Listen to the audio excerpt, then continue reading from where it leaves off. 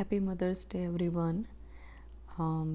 મા ઉપર ઘણા વખત પહેલાં એક પોએમ લખી હતી જે ક્યારેય શેર નથી કરી.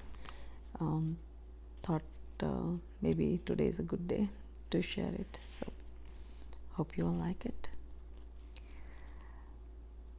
ભાષા પણ લાગણીઓમાં તફાવત કરે છે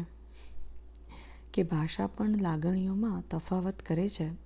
બીજા બધાને માન પણ તને લાડ કરે છે. કે માનતી નથી આંગળીઓ આજેય કોણ જાણે, તારા જ પાલવના છેડાને ઝંખ્યા કરે છે. જનેતા ગણું કે તને જે ગણું, મારું અસ્તિત્વ તારામાં જ રમ્યા કરે છે. છે ઈશ્વરના 100 રૂપ સાચે, પણ મને કેમ એકમાં જ દેખાયા કરે. કીધે કોઈ સમજે એ વિચાર માત્ર સમજાય. માતૃત્વ તારું કેવું કે તને વણકીધે સમજાય. સાથે હોય ત્યારે ચિંતા કરે, દૂર થાય ત્યારે કરે વિશેષ. કે સાથે હોય ત્યારે ચિંતા કરે ને દૂર થાય ત્યારે કરે વિશેષ.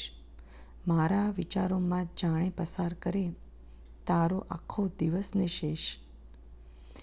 શું રસોઈ બની છે એ પૂછાય છે અહીં, કે શું રસોઈ બની છે એ પૂછાય છે અહીં. ફક્ત તું જ પૂછે મને કે મેં ખાધું કે નહીં. કે માં ફક્ત શબ્દ ક્યાં છે? This is a hard one two share. માં ફક્ત શબ્દ ક્યાં છે? માં છે સાક્ષાત જગત પ્રાણ. સ્વાર્થને ને એને સંબંધ ક્યાં છે?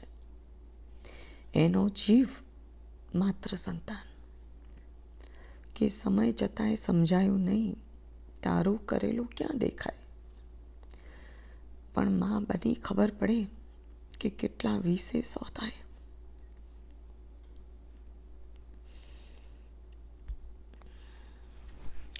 કે સચોટ તારા સૂચનો ને બધી સલાહો સાચી. ગમે તેટલું ભણી ના ભણી પણ માર્ગદર્શક તું પાક્કી. કે મારા ઉતરતા પ્રદર્શનની પણ તું પ્રશંસા કરી જાણે. જીવન પરીક્ષાની મને તો તું જ સાચી શિક્ષિકા લાગે. મારી બધી સફળતાના બંધારણમાં તું, મારી કામની નકામી બધી વાતોમાં તું. કે મારા બાહોશ સાહસોનું પીઠ બળ તું. મારી લાગણીઓના પ્રકાશનું કેન્દ્ર પણ તું.